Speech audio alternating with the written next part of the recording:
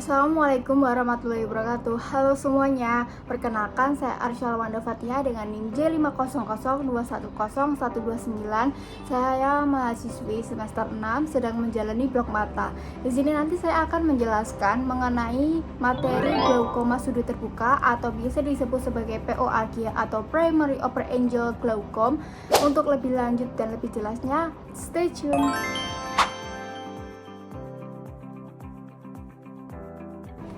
Apa itu glaukoma?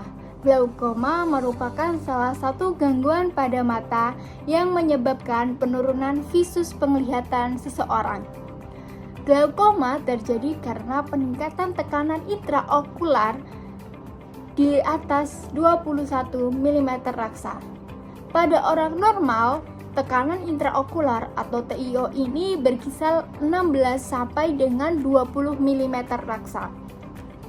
Pada kali ini kita akan membahas mengenai glaukoma sudut terbuka atau biasa disebut sebagai POAG atau Primary Open Angle Glaucoma.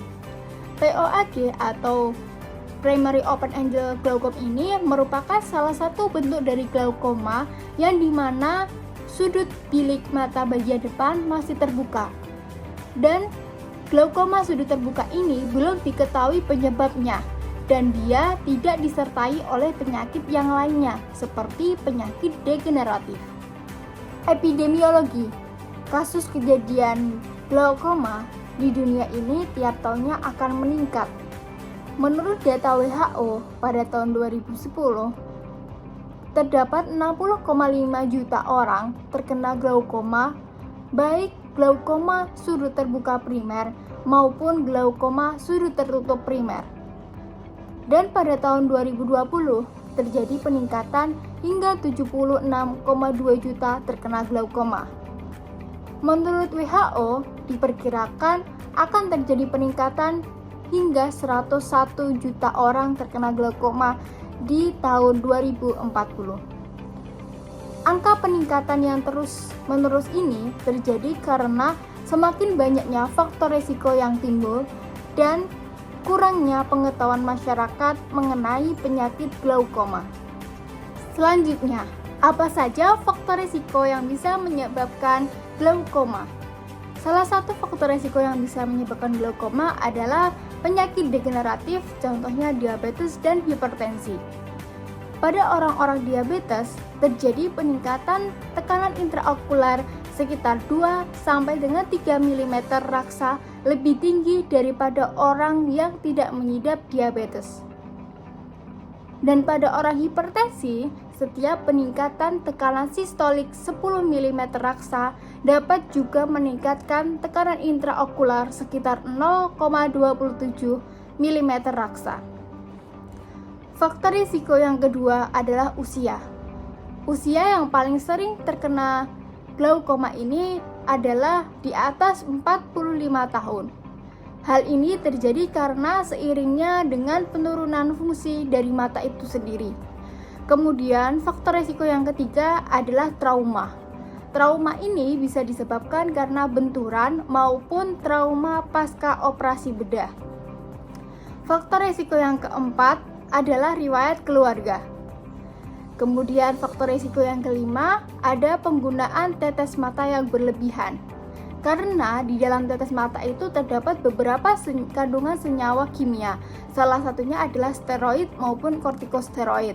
Steroid ini bisa menyebabkan peningkatan tekanan intraokular yang secara berkelanjutan.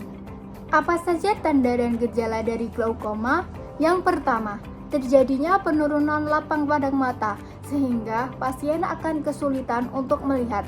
Yang kedua, pasien akan merasakan tidak nyaman karena matanya merah, kemudian bengkak, dan dia akan merasakan pusing, mual, muntah. Selanjutnya, pasien juga akan merasakan pandangannya lebih kabur, sehingga pasien akan merasa bahwa penglihatannya itu seperti berkabut atau berawan. Bagaimana tata laksana glaukoma? Tata laksana glaukoma yang pertama, karena kasus glaukoma merupakan kasus gawat daruratan pada mata, maka pasien tersebut harus dirujuk menuju ke dokter spesialis mata. Yang kedua, dapat dilakukan dengan cara medikamentosa untuk menurunkan tekanan intraokular, bisa menggunakan timol 0,5%, acetazolamid oral, maupun menggunakan pilocarpin 2%. Jika cara-cara tersebut belum bisa menurunkan tekanan intraokular atau belum bisa memperbaiki penglihatan pasien glaukoma, maka cara terakhir yang dapat dilakukan adalah dengan operasi dengan trabekulotomi. Bagaimana cara pencegahan agar tidak terjadinya glaukoma? Pencegahan glaukoma dapat dilakukan dengan jarum. J. Jangan gunakan tetes mata secara sering tanpa adanya resep dokter, karena dalam tetes mata itu terdapat beberapa kandungan senyawa kimia. Salah satunya adalah steroid yang dapat meningkatkan tekanan intraokular, sehingga hal tersebut bisa menyebabkan terjadinya kasus glaukoma. Yang kedua, A.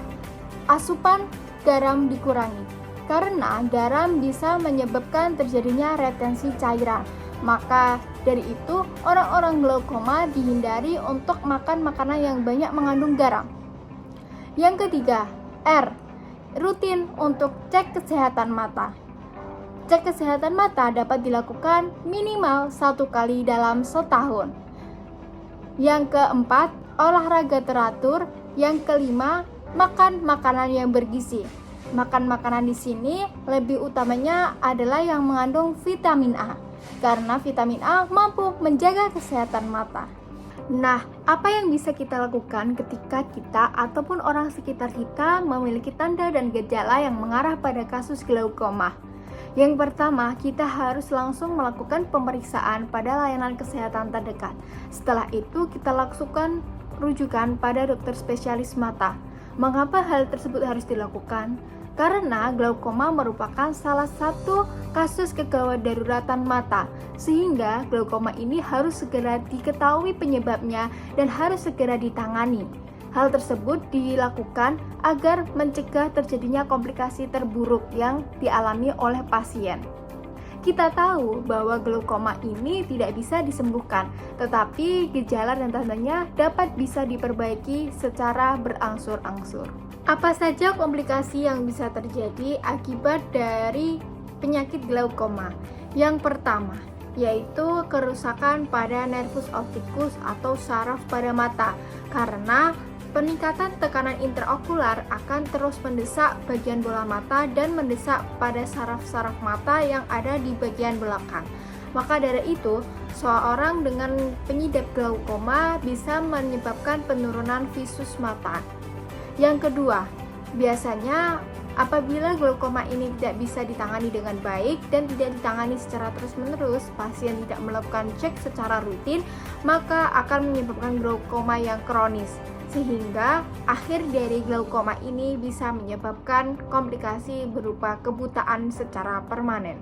Mungkin sekian yang bisa saya sampaikan mengenai glaukoma sudut terbuka. Semoga bermanfaat. Mohon maaf apabila ada kekurangan. Terima kasih. Wassalamualaikum warahmatullahi wabarakatuh. Salam sehat.